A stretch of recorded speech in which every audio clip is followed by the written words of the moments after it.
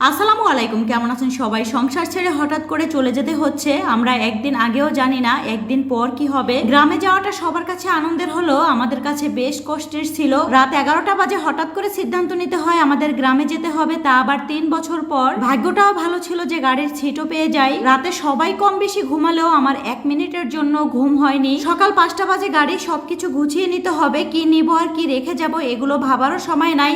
হাতের কাছে যা পেয়েছি সবকিছু নিয়ে নিয়েছি। কখনো ভাবি নাই আমার গ্রামে আমাকে এইভাবে যেতে হবে। অনেকেই জানতে চান কেন আমরা গ্রামে যাই না, আবার হঠাৎ করে কেন সংসার ছেড়ে সবাই চলে যাচ্ছি।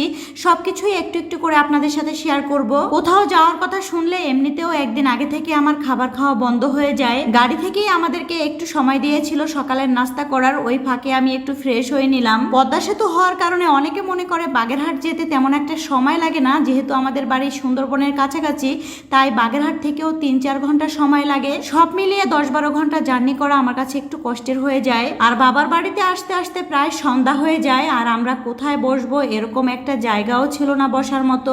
আগে তো বাবা একা একা থেকেছে, একা রান্না করেছে, আর আমার কাছে চলে যাওয়ার পর সবকিছু ওইভাবেই পড়ে আছে। বাবা ফ্যান পরিষ্কার করতেছে মেয়ের কষ্ট হবে বলে, অন্যদিকে আমি বিছানা পরিষ্কার করে নিচ্ছি। কেউ জানতো না একদিন পরে আমাদের জন্য এত বড় বিপদ অপেক্ষা করছে। 3 বছর পর বাবার বাড়িতে আসছি, বাবা তো সেই খুশিতে ঘেরে গিয়ে মাছ নিয়ে আসছে। মাত্র জাল থেকে মাছগুলো তোলা হয়েছে, একবারে টাটকা। তো এতগুলো মাছ তো আর একসাথে রান্না করা সম্ভব না, কিছু রেখে দিব আর কিছু রান্না করব। অন্যদিকে কিন্তু বিদ্যুৎও নেই। এত ঘন্টা জার্নি করে এসে রান্না করাটা একটু কষ্টের হলো। বাবার বাড়ি আসছি বলে কথা, আমার কাছে ভালোই লাগছিল।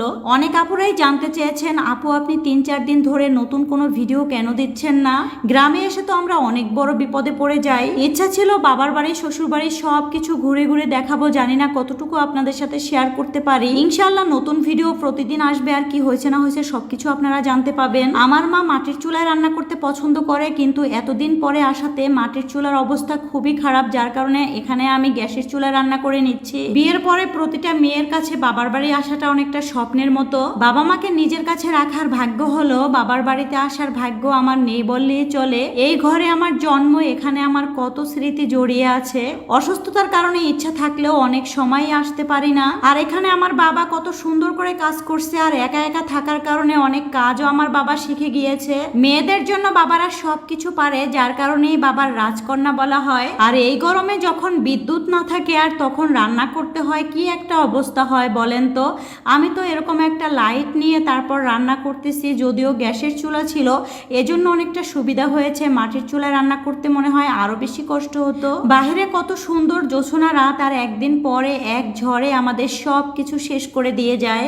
এক ভিডিওতে সবকিছু শেয়ার করলে ভিডিওটা একটু বড় হয়ে যাবে, তাই ভাবছি একটু একটু করেই আপনাদের সাথে সবকিছু শেয়ার করব।